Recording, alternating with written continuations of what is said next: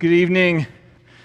I am from Louisville, Kentucky, but not originally. Originally, I'm from Washington State, all the way out on the left coast.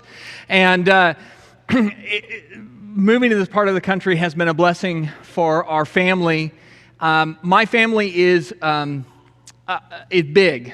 There's really no way around it. As it grew, I kind of tried to hedge things with people, say, well, I've got a few kids, and it would work when you had like 5. But now I have 8. And nobody goes, you kind of have a few kids when you have 8. And as our family has grown through adoption, we have had the chance to get to know some really wonderful people. And the Bannings are just right up there with that. They're just wonderful, wonderful people. When Dawn asked me to come and speak on something that is a fire within my heart, my initial thought was to preach on adoption. But the truth is, I think that the topic I'm going to talk about tonight is a better overall fit for what I think the important thing is for all of us, is to be people, whether it be through adoption, whether it be through traveling to foreign countries to preach the gospel, whether it be work locally in our families, or work that we're doing just by being good neighbors, finding ways to be people who will be a vessel prepared. There is a verse that I think about probably daily. I mean, to be honest with you, I don't consciously do it. I think it just pops to the top of my head all the time, and that's 2 Timothy 2:20 through 21. 2 Timothy is Paul's final letter, and it is his goodbye letter to Timothy. And the relationship between that older man, who at this point, as in his own words, is Paul the aged, and Timothy, who is a young man, but not as young as he was when he first started with Paul, is just one of the sweetest and dearest to me. And so in 2 Timothy chapter 2, as he writes to him, he says, in a large house there are not only gold and silver vessels, but also vessels of wood and of earthenware, and some to honor and some to dishonor. Therefore, if anyone cleanses himself from these things, he will be a vessel for honor, sanctified and useful to the master, prepared for every good work. I often think about this passage just in asking myself the question, am I being a vessel prepared? Earlier in my life, I had an awful lot of plans of what I thought my life would be like. One of those plans was my wife and I, we said, we're going to have one kid. That was our plan. Neither of us came from particularly positive families, and didn't necessarily have a great role model of what being parents was like, so we had a system. This was in our young married mind. The way it was going to be was, I am only going to parent one kid, and maybe I won't mess them up too much. And so what we'll do is we'll have one child, and we'll try not to make too many mistakes, and that's the way we'll do it. I have 8 now, because my plans don't matter. God's plans are the ones that matter. And really my only job is to be in God's house and to be a vessel prepared for whatever work He has for me to do.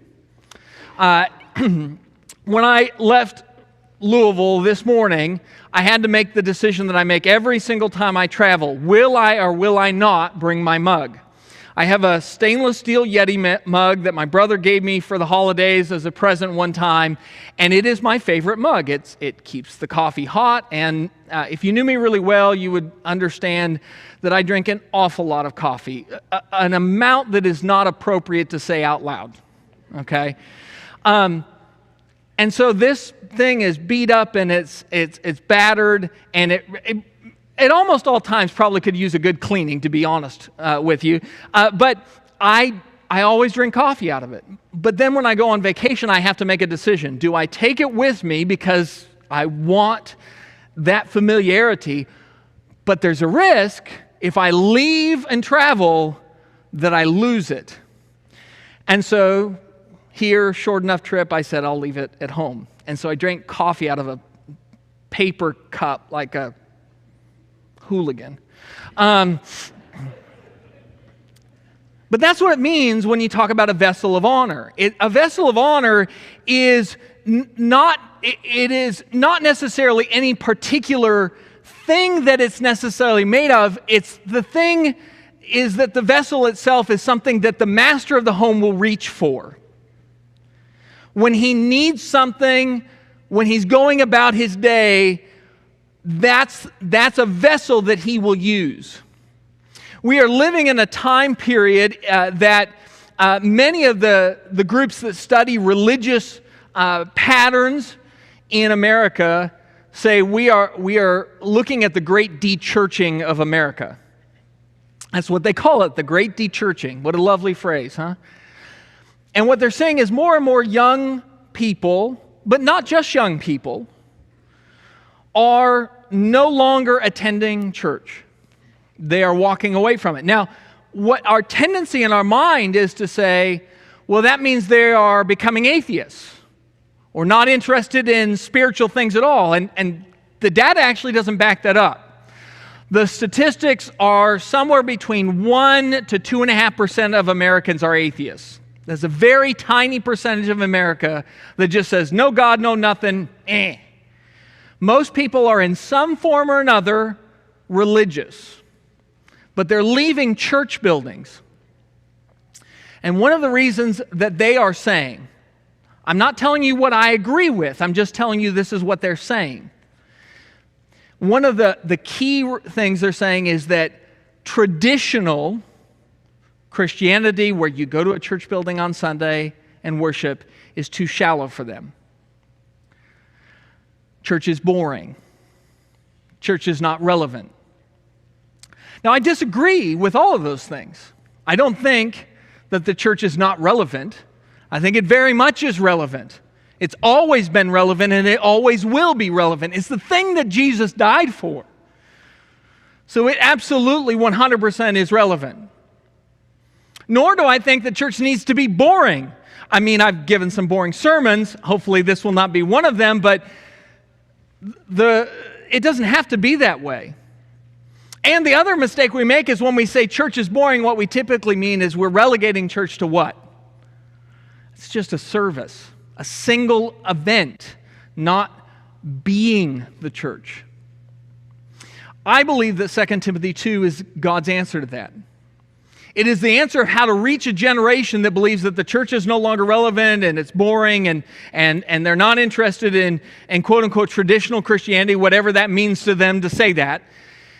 It is the answer to say what we need to do is go back to being people who we find great joy in knowing God is in control and I am a vessel He would reach for to do His work with.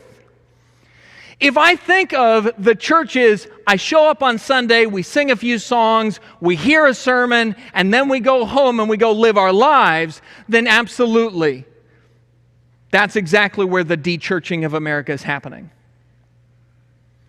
But if I think of myself as, what am I becoming? And am I becoming somebody who battered and bruised and maybe I could use a good cleaning? The master will pick me up and use me. Because that's exciting. To live a life where I can look back at it and say, the master found me fit for use. I had some good that I could do for him. So what we're going to do is we're going to talk about what does it mean to be that? How do I become a vessel prepared? And I will tell you, this whole lesson will do you zero good if it stays here. So I will just tell you up front, all of the hard work happens once you leave this building. Because to become a vessel prepared is not about what you do Sunday morning or Wednesday night. It is about what you do on a Tuesday afternoon. It's what you do Monday morning when you wake up and you begin your routine all by yourself. The first thing is, I want you to figure out, do you want show faith or go faith? Now here's what I mean by that. My oldest daughter and my son-in-law recently joined a gym, which is not good for me, by the way, because my son-in-law is 6'6" already. I am the tallest person in my family by a decent stretch. And then Caleb showed up. And Caleb marries my daughter, and when they start dating, I have to give him the dad talk the first time he shows up to take my daughter out. You know how hard that is when he is this much taller than me? Like, be scared of me, you giant Goliath. So now he is not only bigger than me, he is jacked. He lifts weights all the time. He went and got himself swole. And, oh, by the way, he's a fireman. I can't even pretend that I'm scary with him. So they join a gym. And so they're telling us about this gym that they joined, and I find out, and I cannot stop laughing because this is such a generational difference to me.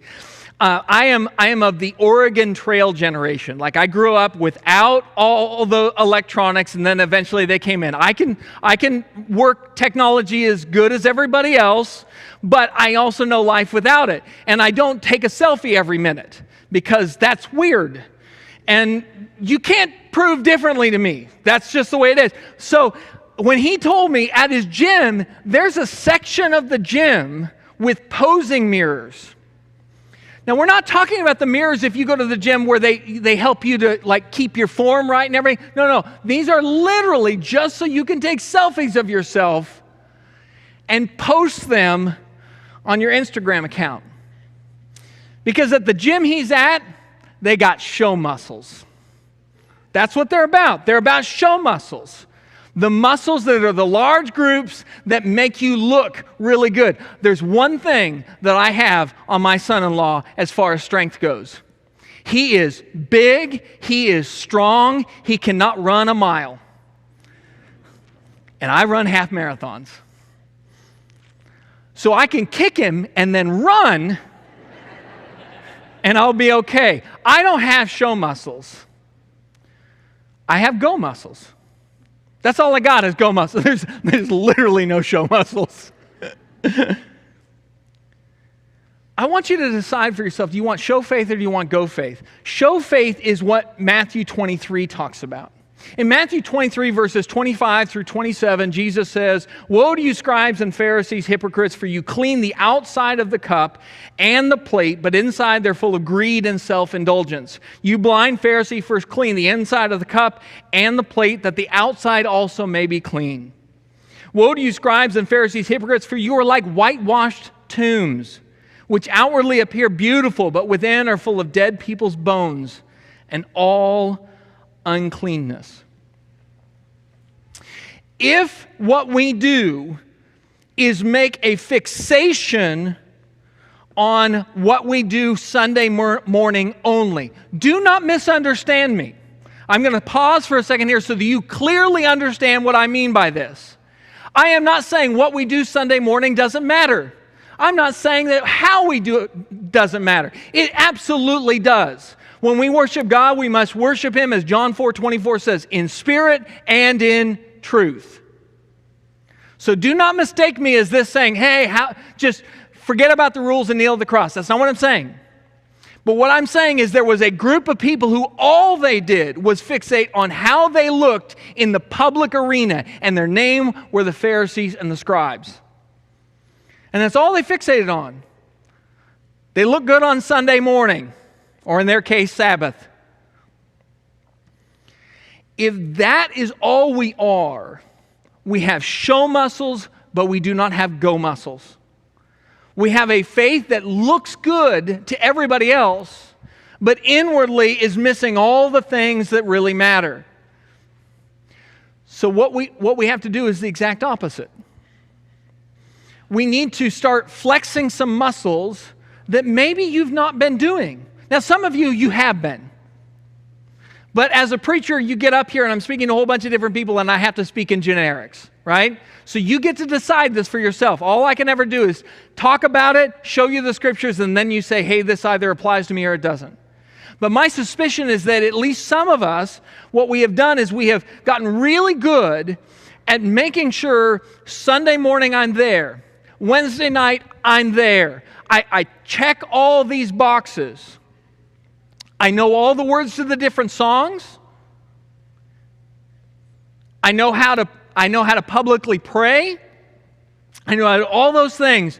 But then, I've not done the inner room work. And I call it that because that's what Jesus says in Matthew chapter 6.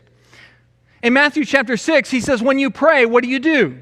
You go into your inner room. And he doesn't just say go into your inner room. He specifically says you go into your inner room and what do? And shut the door. That is an emphasis by our Lord. When you pray, you go somewhere where you're going to be apart from everybody else. And by the way, make sure you shut the door so that there is no hint that you're doing it for any other reason than that prayer is between you and Jehovah.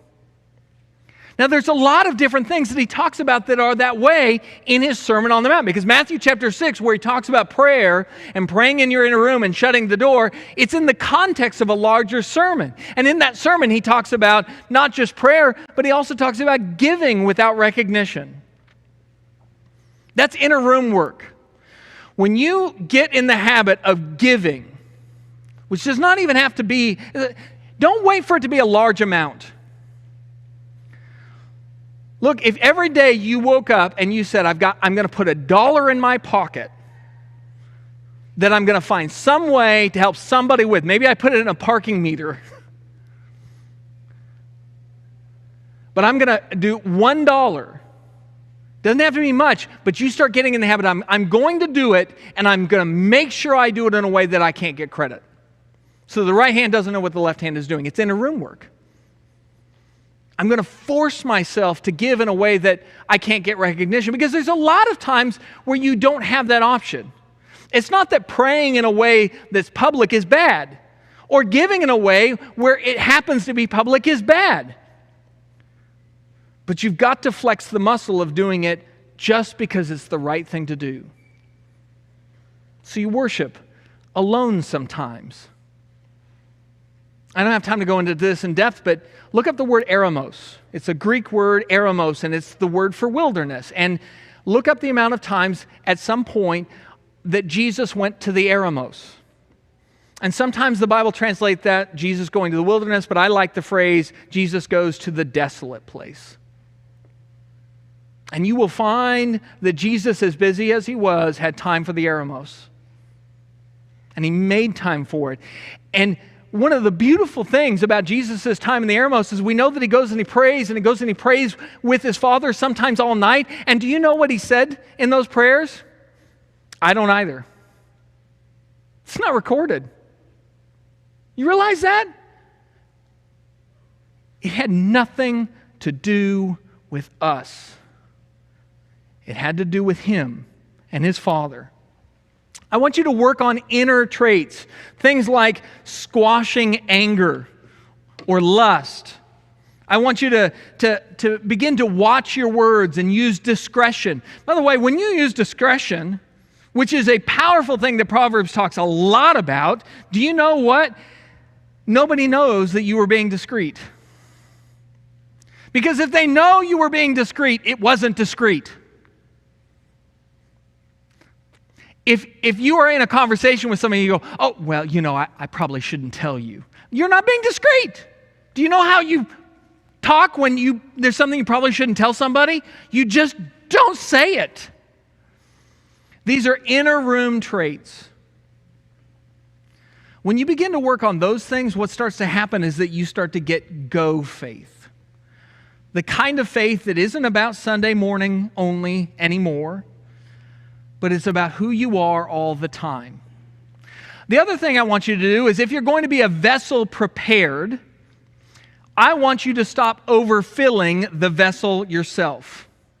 I'm going to say something in a sermon that oftentimes we don't say in sermons, and that is my fault as a preacher.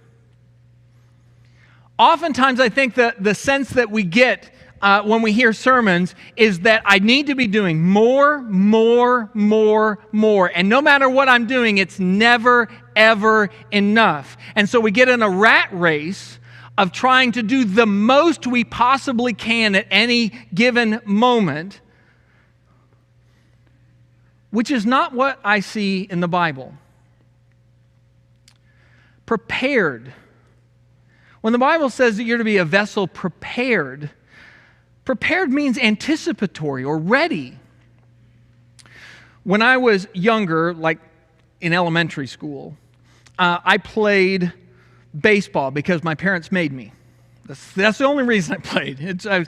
I specifically remember the very first time. I'm not a highly athletic person. Literally, the only kind of athletics that I can do is running, which is just in a straight line, try not to trip. There's no competition. Nobody's throwing things at me while I run, okay? And I was in baseball, and I remember the first time somebody threw something at me, and I thought, that's hard. And I didn't really want to play it, but my parents made me. And so I was put in deep left field. That's a special position just for Scott Beyer, deep left field. And the reason they had to put me in deep left field was because Scott was not ready. On the rare occasion where a kid hit it to deep left field, nobody was more surprised than me. Because I was out there, like Ferdinand the Bull counting the flowers or looking at the clouds. Ready means you don't know when things are going to come your way, so you're prepared at all times. I want you to think of some examples. Martha and Mary. Martha was busy that day. I might mention Martha and Mary are two of the most wonderful examples in the Bible. It's not like, I don't want you to think of Martha as the bad guy. She's not. Jesus is so gentle with her in his admonition. But on that day, he's sitting there, he's teaching, and Martha is busy, and Mary is ready. In fact, the specific language in Luke chapter 10 is that Martha was distracted with all her preparations. And I put emphasis there. It's with all her preparations. But you and I pan back at the 30,000-foot view, we understand something. The day that Jesus came into her house, her preparations were not what mattered. His preparations were. And I am convinced that one of the greatest dangers to Christianity in America today is we are pathologically busy. Pathologically busy. So busy filling our time at every corner that we do not have time for the things that God would put into our life. Take, for example, 2 Corinthians chapter 2 and Colossians 4:3. In 2 Corinthians chapter 2, Paul will say, when I came to Troas to preach the gospel of Christ, even though a door was open for me in the Lord. He'll go on to talk about what happened, but he uses this phrase, a door was open for me in the Lord. And then, again, when you go to the book of Colossians, he'll say, at the same time, pray also for us, that God may open to us a door for the word, to declare the mystery of Christ, on account of which I am in prison. Paul says, look, sometimes God opens doors for the word. And in fact, you're supposed to pray that God would open doors for the word. There's a season and a congregation I was preaching with, and we did this. We said, we're going to specifically pray all the time that God would open doors for the word. And we got very specific. Every member of the congregation gave a name of somebody. No real context, just a name. And then what we did is we sent an email out every day with one of those names and said, everybody pray for so-and-so that doors would be open for the word with that individual. And you know what? When you start praying for the Lord to open doors of opportunity, guess what happens? They happen. They open. But they opened in weird ways. Somebody would end up coming back and they would say, do you know so-and-so that we've been praying for? Well, that's actually my uncle. And I was heading out to buy groceries, and all of a sudden I got this cell phone call, and I looked at it, and it was my uncle. And normally I would have just let it go to voicemail because I got to go get groceries. But because we'd been praying, I answered it. And we had this huge conversation. And we were able to talk about things that really mattered in a way I hadn't been able to have with him in a very long time. Do you understand what happened there? The door for the word was not just the uncle calling. It was that the person said, wait a second. Grocery shopping is not as important as this phone call. We as parents want our children to grow up and love the Lord, and yet we're told to talk to them. Talk to them as we stand and as we sit and we walk by the way. But you know what we're doing most of the time while we're walking by the way or we're sitting? I can tell you, I spent a day in the airport. You know what most parents are doing when they're sitting in an airport? It's this. To the tune of 2.5 hours and 67 sessions on average a day. Now, if you feel shamed by that, understand I feel shamed by it too. I'm not going to say I don't want you to feel shamed. Actually, I really kind of do. I want you to think about it. I wanted me to think about it. I don't like thinking about it, but this thing sometimes absolutely gets in the way of me having conversations with my children, whom I love, and I want to go to heaven, and I pray to God all the time that they would know Jesus. And then I let this thing. God opens the door when they have some question. When we're riding in the car, and I let this get in the way. God opens the door, and if I don't walk through it, what happens? Make sure that you are not so busy that you are not ready. One of my favorite accounts that gives an example of this is in Luke chapter 8. And in Luke chapter 8, Jesus will be on the way to heal Jairus' daughter. We're specifically told Jairus came and he has a daughter who's 12 years old and she's terminally ill. She's dying. Now, before you jump too far ahead, I want you to imagine a 12-year-old that you know. Maybe you have a 12-year-old daughter. Maybe you have a 12-year-old granddaughter. Maybe you just have a 12-year-old in your neighborhood. But I want you to imagine a kid. This is still, Jesus will refer to her as little girl. And she is dying. And Jairus, he falls at Jesus' feet and he begs and he implores him to come and heal his daughter as any father would. And so Jesus agrees to go. And on the way, in Luke chapter 8, as he's on his way to heal Jairus' daughter, this woman who has an issuance of blood doesn't really want to make a fuss. But she does really want to be healed. And so she gets this idea in her head, if I could just go up and just brush my fingers against the fringe of his cloak. If I could just barely just even touch his clothing, I could be healed. And in fact, that is exactly what she does. And when she does that, she is immediately healed. And you know what Jesus does? If you go and read the account in Luke chapter 8, he stops everything, just throws the Jake brake on. And says, who touched me? And his apostles, they're there and they said, look, there's crowds everywhere. What do you mean, who touched you? And he stops and will not move 1 inch further until that woman comes forward. And he has an entire one of those beautiful, tender interchanges that you ever see between Jesus and a person. He has with this woman and says, go, your faith has made you well. And all of that happens while he's supposed to go save a child. Jesus is always active, but never hurried. I get so hurried that I'm not active. Jesus is exactly where he needs to be at every moment, and that is a vessel prepared.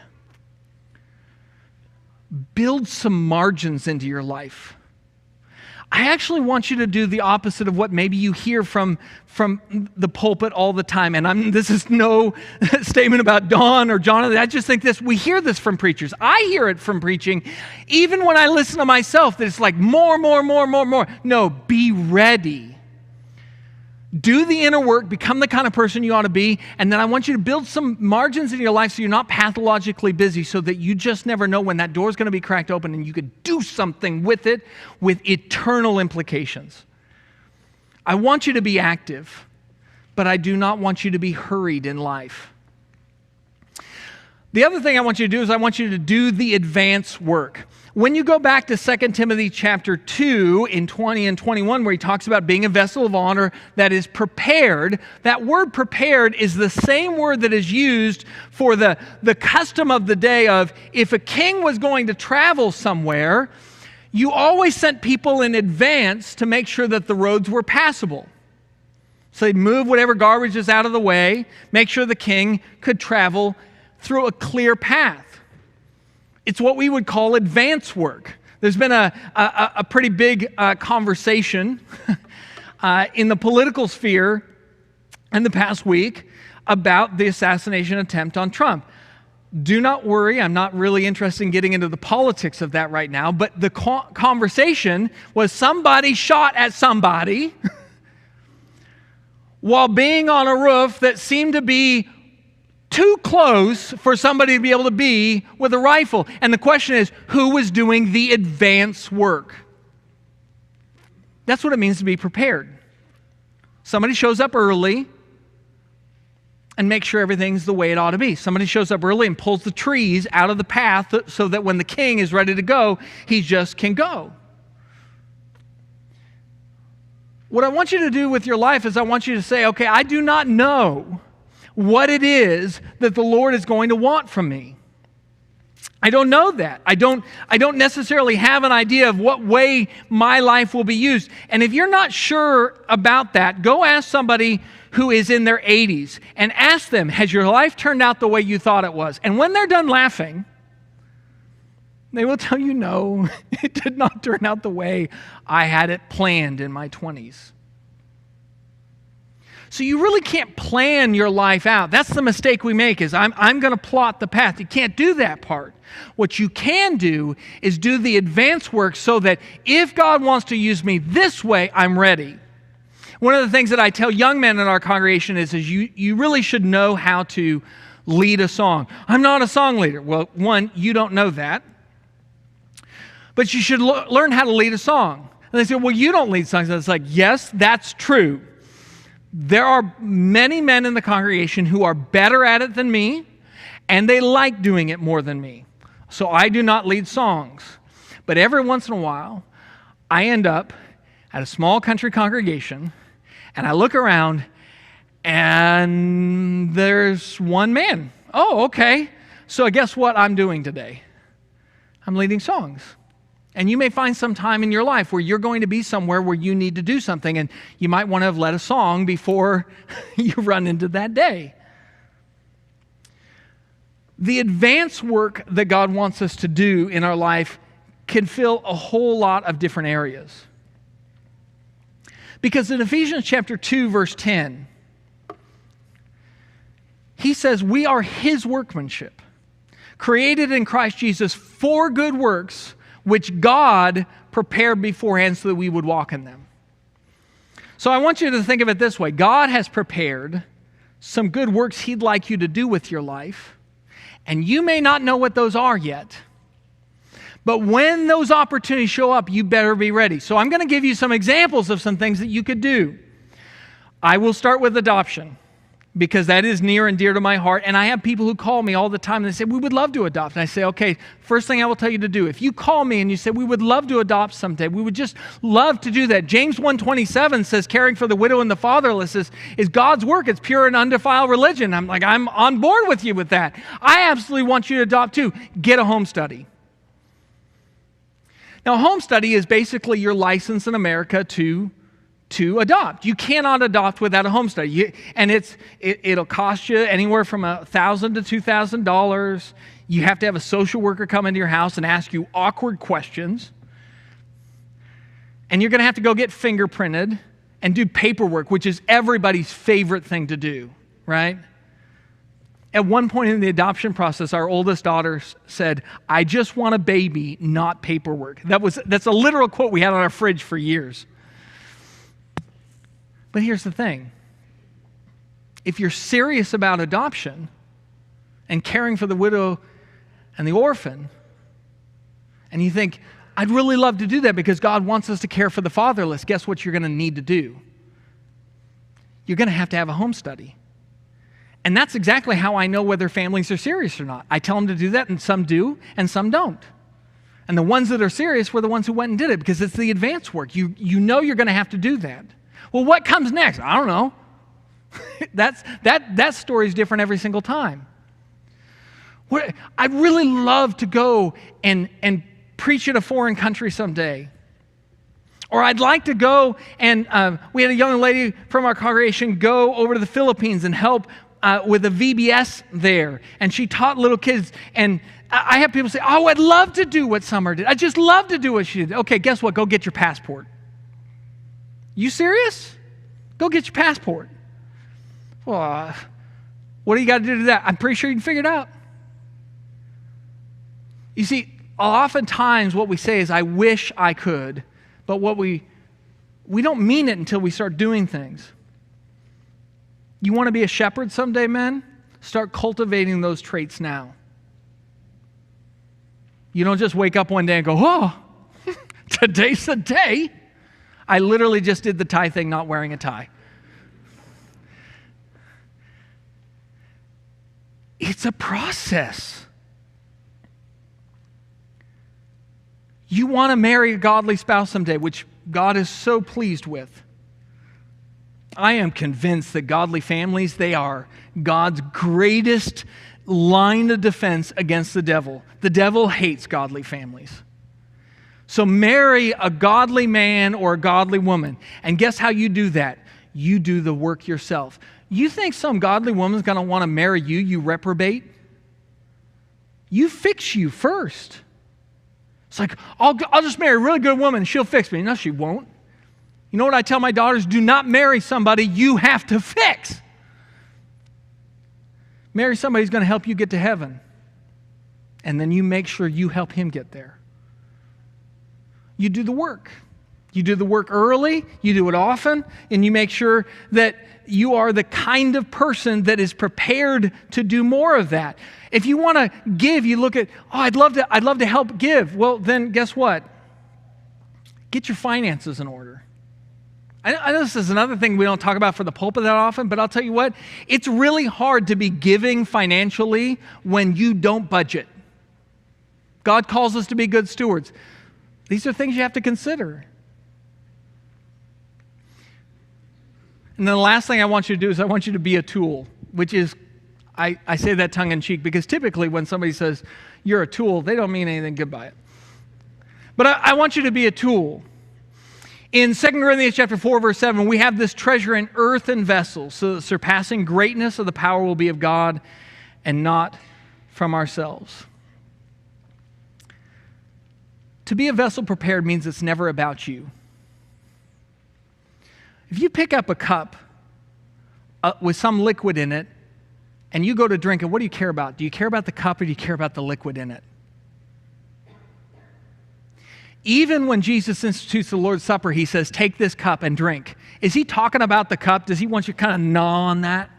He says nothing. The cup is just the vessel to hold the thing that matters. To be a tool means to be the earthen vessel that something far greater is in. And that means you're going to need to be comfortable with a couple of different things. One, I need you to be comfortable with imposter syndrome. All the time,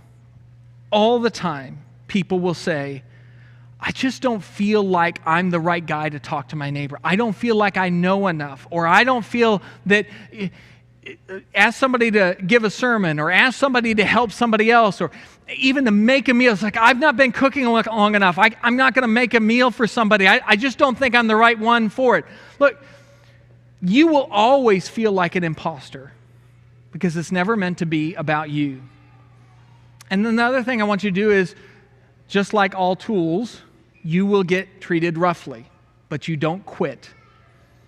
Right? If you are a vessel prepared, it's about what's in the cup. And sometimes people are going to treat you roughly. Sometimes things are not going to be as it ought to be. I've got tools in my shed with old worn-out handles. And some of them I've been pretty rough, and they're now duct-taped handles because I've snapped them. But they did the job I wanted them to. If at the end of our life we are used up and worn out, but the Lord used us, that's a good life. We don't want people to see us. We want people to see Him. And so if we're going to be vessels prepared, we need to be prepared to be used roughly by the world around us. In Acts chapter 5, when the apostles left the presence of the council after having been beaten, they rejoiced that they had been considered worthy to suffer shame for his name's sake. I want you to start being comfortable with suffering. I know I'm at time, and I will shut down there, but I will say this. Ultimately, to be a vessel prepared means that you understand something about yourself, that God has prepared good works for you, and you don't know what those are. But man, I'd like to find out. I don't know what it is that the Lord has in store for your life and for how He will use you. But don't you want to know? We want to live lives so that we don't go to church, but that we be the church. And while the whole world is de-churching because they don't understand what it means to be the church, may those of us who have the Word live the Word so that we're not just hearers of it, but doers of it. I'm so thankful for the opportunity to come and speak. Thankful for the kindness that all of you have shown. And with that, we'll shut down shop.